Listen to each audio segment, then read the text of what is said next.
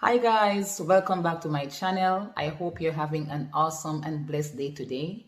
Today's video is on lupus triggers, flares, myths surrounding lupus, and lupus fatigue. Lupus triggers: being overworked and not getting enough rest, infection, injury, being out in the sun too much, taking certain medications. Flares occur when symptoms worsen, making us feel ill. Warning signs can happen before a flare, while other times they may occur without any warning signs. Warning signs for flare-ups: dizziness, feeling tired than normal, swollen lymph nodes, chest pain, fever, severe headache, and rashes. Now let's get into some myths surrounding lupus. First one, lupus is contagious. No, it's not.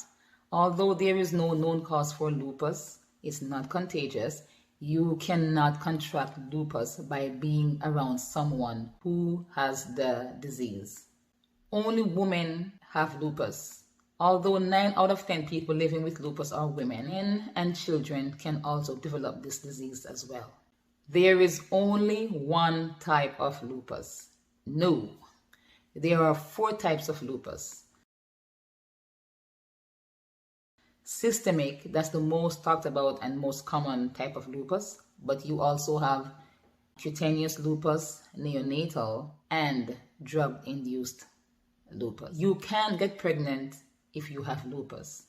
Lupus does raise your level of hormone estrogen and can make it difficult for you to conceive, but you can definitely get pregnant living with this disease. But please note that lupus can cause risk during pregnancy and delivery. Lupus is a form of cancer. No, it's not. Although some people undergo chemotherapy treatment to manage or control lupus, it's not a form of cancer.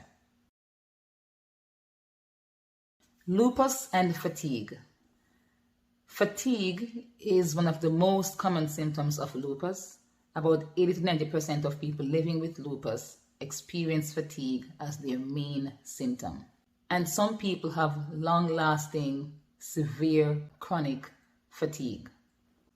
Fatigue is a fundamental part of living with lupus. With lupus fatigue, you feel overwhelmed, tired, exhausted, lack of energy, and your mental and physical capacity to work decreased drastically. With lupus fatigue, it doesn't matter how much rest or sleep you get.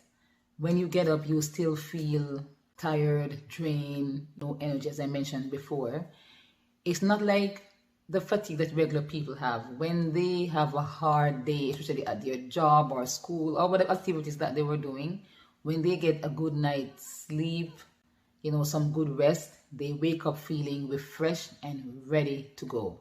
That's not the same for lupus fatigue. Some contributing factors to fatigue are poor sleep. This is due to being awake when your brain is programmed to be sleeping. Low physical activity. This can make your fatigue worse and can be difficult to perform physical duties. Thyroid disease. Underactive thyroid can lead to fatigue because the body's metabolism slows down and does not produce enough hormones. Inflammation. You tend to feel more tired and fatigued when your body experiences excessive inflammation. Poor diet. When you choose foods with empty calories and low nutritive values, you're choosing food that will wear you down. It causes peaks and crashes and can lead to low energy and fatigue. Anemia. This is low red blood cell count. This is where the amount of oxygen that is supposed to go to your organs decrease, in turn increasing your level of fatigue. Doing too many things at once. You have to learn to slow down, go at a slower pace and delegate when needed. Doing too much not only leads to fatigue, but it also leads to mental exhaustion. Make a schedule and focus on what is important, the highest priority. Learn to focus on one thing at a time. And if you can't get all of them done, at least you get one. Just make sure that you prioritize. Another thing that can lead to fatigue and low energy is vitamin D deficiency. So make sure you're getting enough vitamin D. It's from the sun, but we know that we can't get all the vitamin D from the sun because we're not even supposed to be in the sun as much anyways. So, you get it from the supplements, get it from food, and just make sure that you are aware of all these factors that can lead to fatigue and just make adjustments, because living with fatigue every day is not a nice thing. So make adjustments where you can. Before I end this video, I will talk about lupus fog or brain fog, what I'm struggling with the most right now. So some people living with lupus struggle with cognitive problems such as remembering things or having a hard time thinking clearly. And for some people, it comes and goes, and for others, it lasts for years. I'm hoping that's not the case with me, because I have been struggling with this thing right now and it's making me nervous. There are many causes for lupus fog, including being in a lot of pain or not getting enough sleep, or it can also cause from issues with your nervous system. Symptoms of lupus fog. Although everyone is different, there are some common symptoms such as finding it hard to multitask, memory problems, can be hard at times to think clearly, having a hard time concentrating and are sometimes confused, taking a longer time to make plans, finding it hard to find the right words to say, and you have to read things multiple times in order to remember or understand. Isn't that terrible? That's very hard. Good news is there are ways that you can cope with this lupus fog, such as writing down your plans, focusing on one thing at a time, using visual cues to trigger your memory, ask for help. Remember that.